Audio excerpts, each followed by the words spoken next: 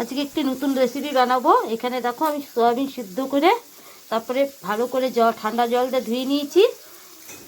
আজকে chilli soybean বানাবো, chicken না, চিলি সোয়াবিন বানাবো। তাই সবার প্রথমে দিয়ে দিচ্ছি একটা ডিম। দেখো বন্ধুরা, আমি একটা ডিম নিয়ে নিয়েছি। সবসময় তো আমরা চিকেন দিয়ে খাই, তাই আজকে একটু সোয়াবিন দিয়ে বানাবো। এখানে আদা, লঙ্কা, রসুন পেস্ট দিয়ে দিচ্ছি, একটু গোলমরিচের গুঁড়োও দিয়ে দিচ্ছি, সামান্য একটু ধনিয়ার গুঁড়ো দিচ্ছি, স্বাদ মতন চিনি, স্বাদ মতন লবণ, হালকা একটু জিরের গুঁড়ো, লঙ্কার গুঁড়ো, হলুদের গুঁড়ো দিচ্ছি, একটু কর্নফ্লাওয়ার। সব কিছু একসঙ্গে ভালো করে মেখে নিচ্ছি। হয়ে গেছে, দেখো তেল গরম হয়ে গেছে। এখন আমি সয়াবিনটা ভেজে নেব।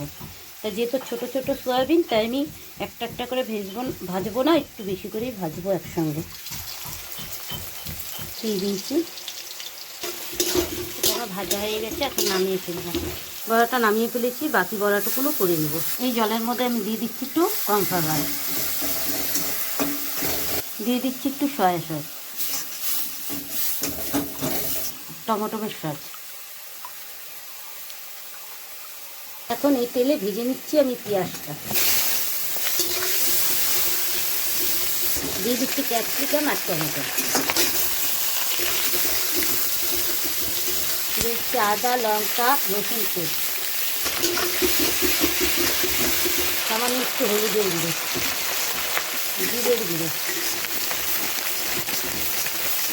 ধনিয়ার গুঁড়ো, স্বাদ মতন চিনি, লঙ্কার গুঁড়ো, স্বাদ মতন লবণ। সব কিছু একসঙ্গে ভালো করে মিশিয়ে নিচ্ছি। এখন দিয়ে দিচ্ছি কর্নফ্লাওয়ার, সস, টমেটো সস আর সয়া সস একসঙ্গে মিশিয়ে রেখে দিয়ে দিচ্ছি। এখন দিয়ে দিচ্ছি সয়াবিন ভাজাটা, কিছু একসঙ্গে ভালো করে মিশিয়ে নিচ্ছি। নতুন জল দিয়ে দিচ্ছি।